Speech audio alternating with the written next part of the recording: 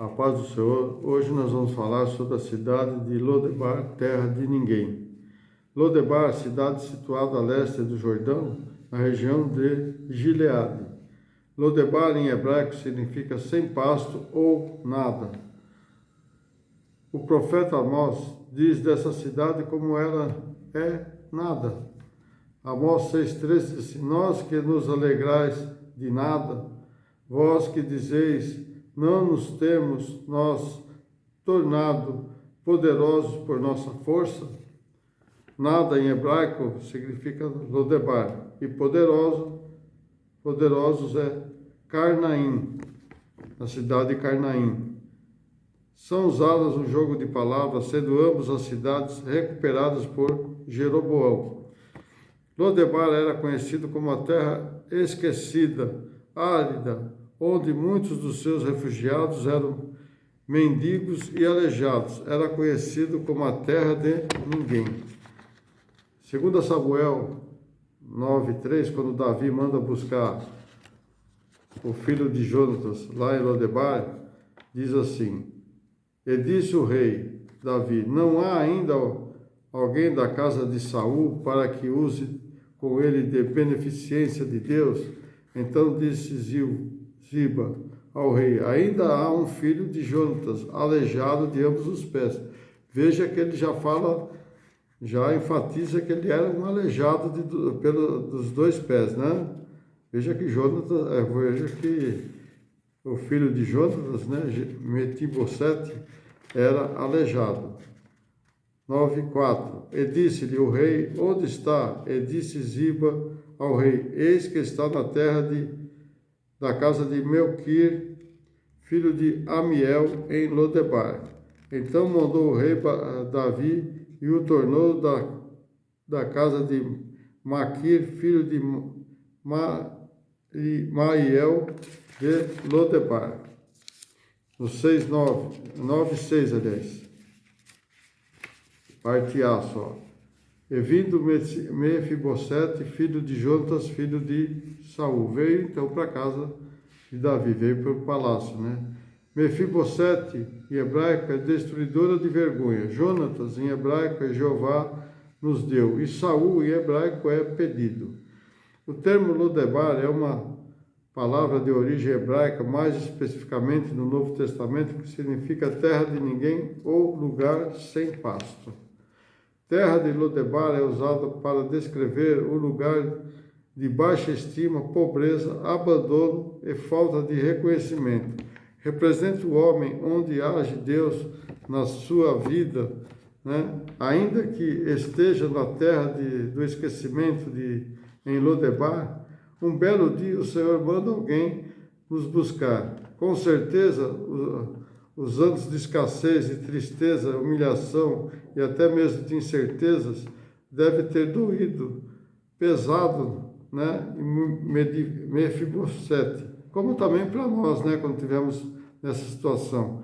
Como em nós que estamos nesses lugares esquecidos por todos, né, nas ruas, abandonado, ao relento, né, esquecido por todos, mas se buscarmos a Deus de todo o nosso coração, podemos ser resgatados por Ele, dessa dor que pesa em qualquer pessoa. Usar a vida de Mefibosete como exemplo na vida do homem abandonado por todos. Então veja que nós podemos usar a vida de Mefibosete como hoje os que estão abandonados aí pelas ruas, pelas suas famílias, né? Mefibosete havia sido levado para Lodebar depois de um atentado filisteu na batalha do Monte Gibeá, onde morreu o rei Saul e seus 3 filhos, entre eles Jonatas. Está lá em 1 Samuel, capítulo 31, de 1 ao 13. Mefibosete era neto de Saul, sendo Saul morto, Mefibosete tinha 5 anos, e a cuidadora de Mefibosete apressou de fugir para proteger, mas derrubou no chão, fazendo com que ele se tornasse aleijado de ambos os pés, e foi levado para Lodebar, aos 6 anos. Está lá em 2 Samuel 4:4.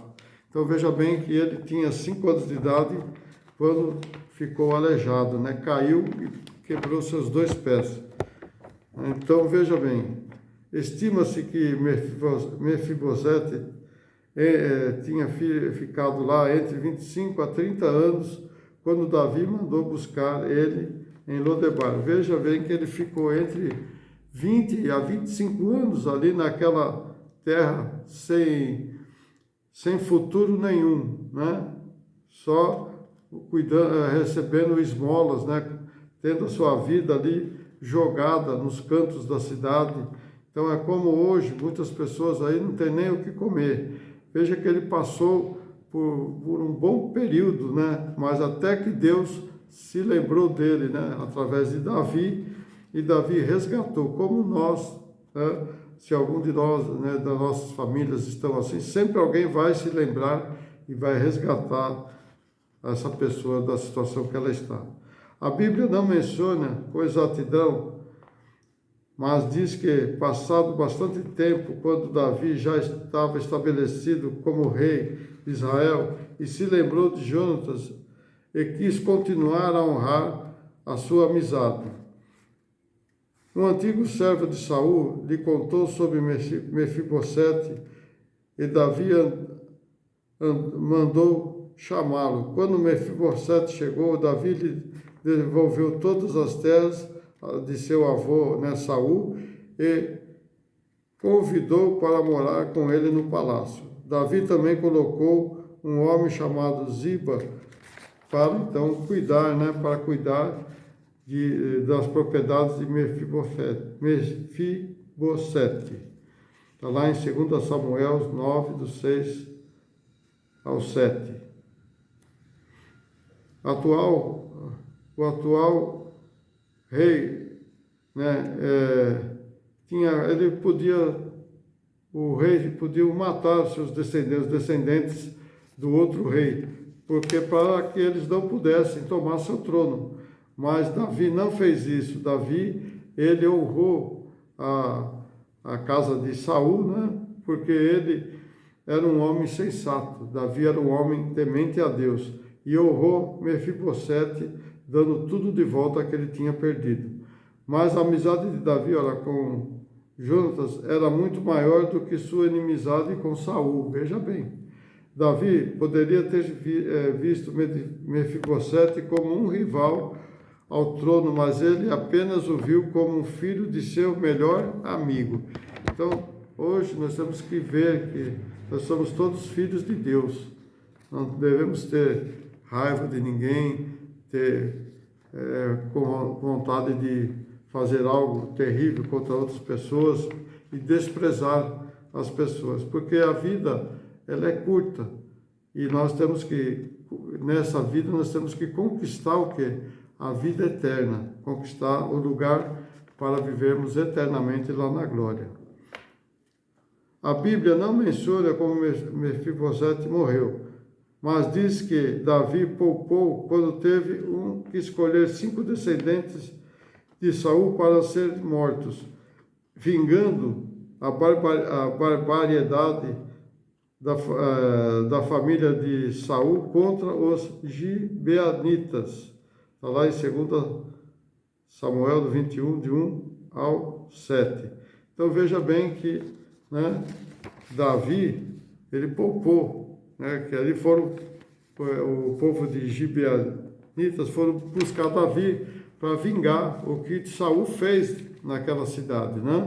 Então Davi poupou Mefibosete, porque ele podia aproveitar a situação, né, e matar Mefibosete, mas não, ele poupou porque ele tinha uma amizade muito grande com Jonatas, e é isso que nós temos que fazer, poupar das situações adversas, porque nós somos filhos de Deus, nós temos um só pai e um só irmão, né? Porque Jesus pode ser chamado até de irmão, né?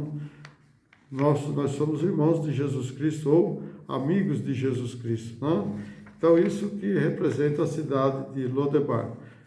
Que Deus abençoe a todos. Não esqueça de deixar seu joinha aí, né? Não esqueça de compartilhar com seus amigos. E você que não é inscrito, inscreva-se, porque tem muito mais coisas para se falar ainda. Deus abençoe a todos. Até uma próxima.